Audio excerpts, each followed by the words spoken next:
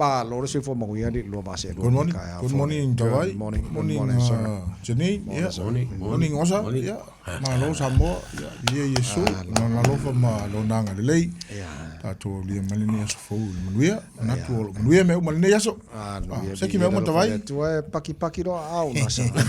O lo fo ele mele o sa un. E wa ba ko para ngai ka nga fai ele fa ka o ngu po o ele a la ngu usur ka ya. Fa kala ko le e ma la kai. Oia.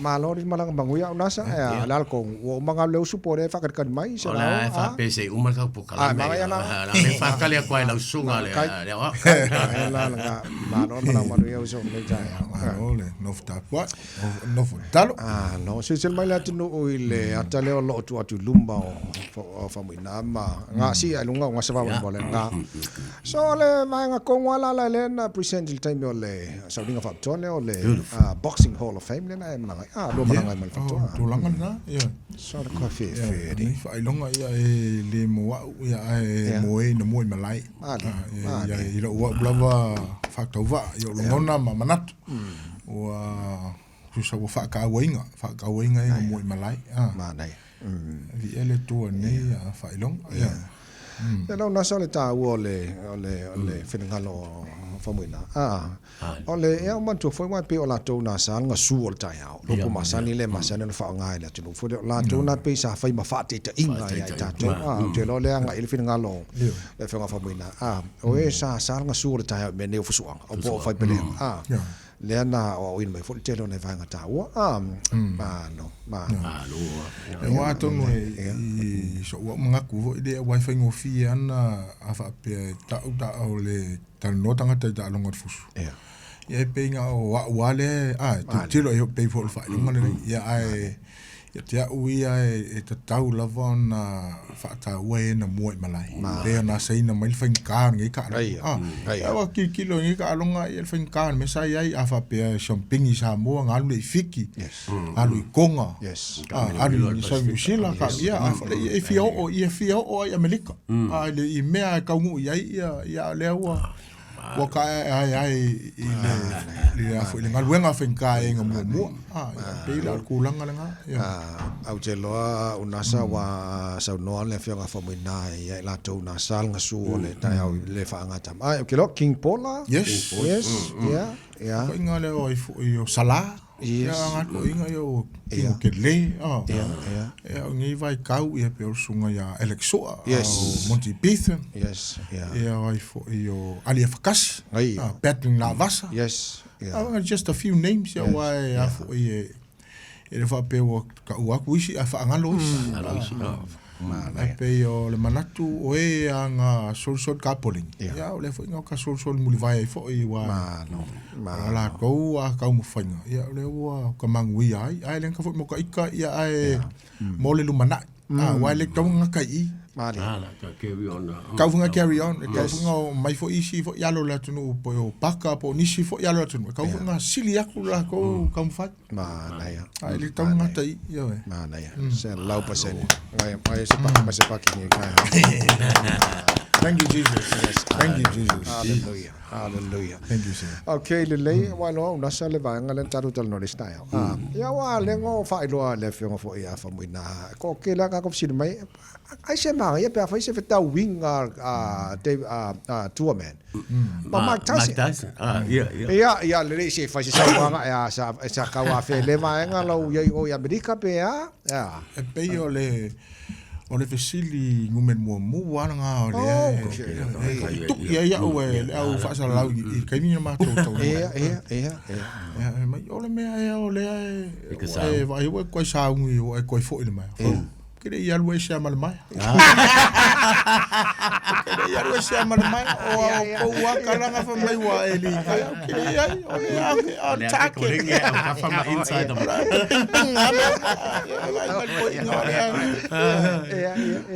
peor kala nga ya sa follow malai to mai pe o Mike Tyson le ka ma Fakwa. Ele isa tala fa night tu langa ya mai taisi po tu langa vo le la fi fusu le si. E po mela fa si so ya she. Ya o fai mai fu ai le so no. So folo kalinga. Ai folo kalinga. Ele sa como fa pena bi. O le mela na mana o le vai nga me fa sa kala mai. Ta mo fa ka mai taisi. Ele fa ngo disrespecting. Fa ngo so nga faingi kala ka kaulenga ko sau e lunga le la fo le ya le la fo la uloa ni ta longa fusu banga umlo Taimi ali ia o pe o vole ko fi ka ta longa ya ko fo i mai la ka Michael Tyson yes ya pe la to langa na ya u pe o le fisili na fisili me ta fa pe fa pe e mo se vano pe o te mana o ya fa yes, please. Why not? Why not? Why not? Yes, please. I want me a link umela. Yes. Ele coisiva fua forces.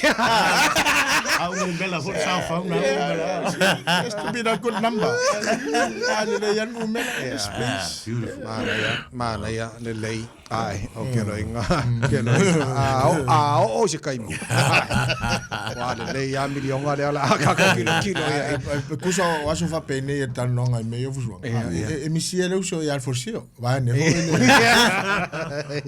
Pa u wala kanga ka ke manga o la kulmang. Ya so al forsio. El forsio pa ko nga ka longa e do me forsio.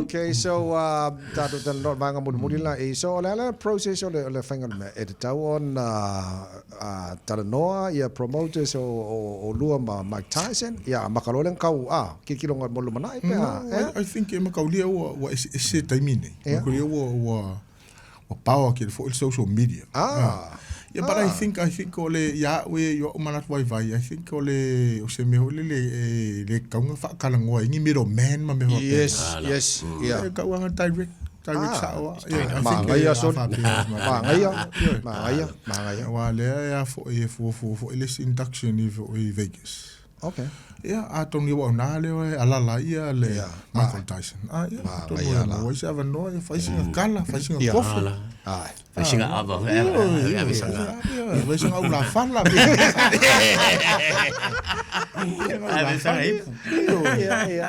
Mana ya. Ya le ngof ka penga ia ka ngof ka penga pa le me ya kulipe ia le kulipe sol maloloing. Whatever happens. Yes. Selalu pesen. Never happened. Ya, se tala na tulang o yefo ile malanga sa fai malanga tuai le Faumuina i America. Ya na tatu talia la pola tulang la yai mangaya so I'm sure look forward umbal langi pake kupul mele. Le lei ona mato round ngumel kasir ngawo maku. Kaya si kai mio so fa lava we found about. Ladies and gentlemen, this is round number 2. O fatuni ya ane but tau na mata se tato sanga no lo round Samoa Taimi foi mal community ma ni so vai ngata o por kalame ole sa mo le mavano mo ngasa se mo tanga ngase sa le e fo to ngasa ya to ina ya ole ala o ya fo sunga ya fa off so ko mang mai kama sa kama ya makaulia sia oli ga oli ga ka fa pe ale oli fa o oli kama tum ya o ga yuso ya ke le fo le malo tato atung sai sa uso ile ma pe se las fana nice ai pa wan me ole ai e fe mai ya le sunga le manager mai se ma me le fa ka ma kala mo le pule ole resto ma ole ma pe la ma lo ele fa pe ma ke ngofo ma Oi fos fai pa o meari. O mai do usu do pese I os fa. E mele ko e fai no mi la ma pese fa ko. O le mga ko ro free market.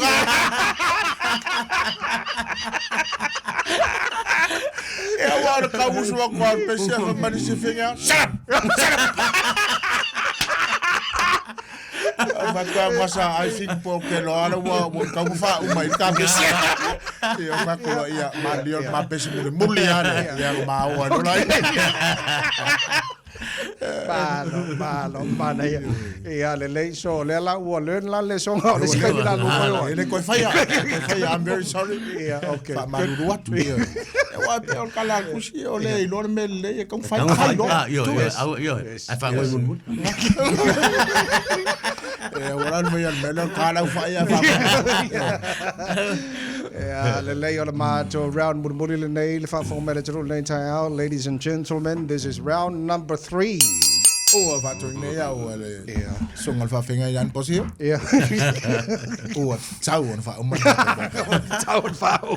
last round le ka wa ngau de lokwa ka u le lokwa ha ngau lo ya le la sa lokwa ai de le ke la wi fi au ya mo sol ka ko fi au yes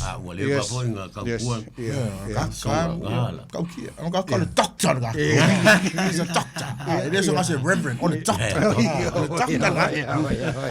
ya lan makua le sa ole matua le sa ole me le me ka ulia he kai me ka ke la ko i singa luenga ole ai fa mai al pule no ia ko fifi ala ia ole ko ka mo fa ole ko ka mo fa ai fa mai al kala ko inga mai knock on the door keep knocking la ko ya ko fa ko ai ke la vea e ke la vea ko kas ko ila ko fa le ko ma mauro pa le menga le fa me ko inga don't give up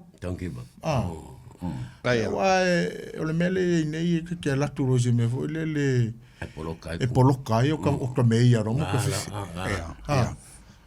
so si le fia tu langa le to vai io wai kai mi pe fo tu langa le ta longa o le kof e wai kai mi le pe ka ke kai ai misi le pol ka fe fia lo le nga ko fe fia wai ka fari o le fia ya ke ya le o mor fia ko so nga penso ai fo le me o ma nga ya la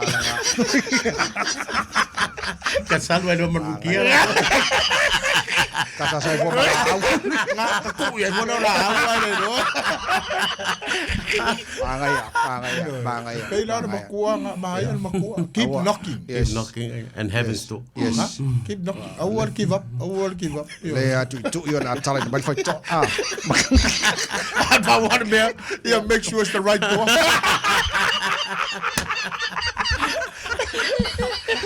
I want me sound like wala ku se no fai ko va ka mo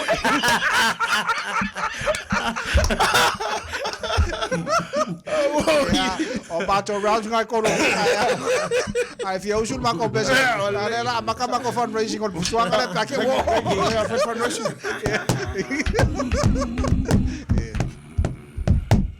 Volta ole me amatua le ma tago fiena wa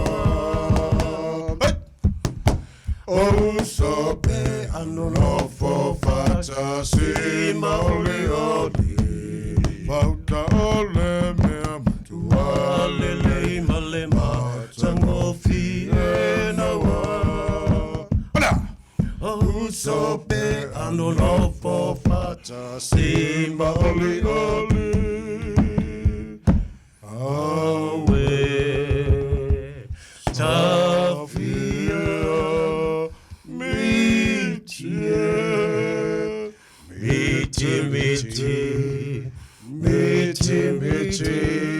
awai polo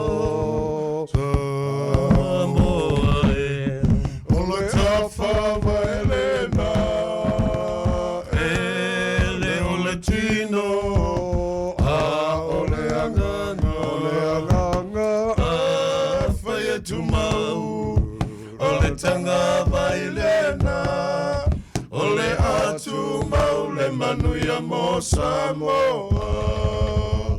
e te pisaloa E te pisaloa. Pisaloa malauli ole malia. Hey, hey. Love you, I'm Jonai. Love you, Samoa. Fafai tawai. Mau al whapongol tātou proklame tua. Taimi mal TUAMAN. Asong fuar basa fōri alo whara tāra matai na langi. Tau tō mōra radio Samoa. Sfoli mai matoru. Amo.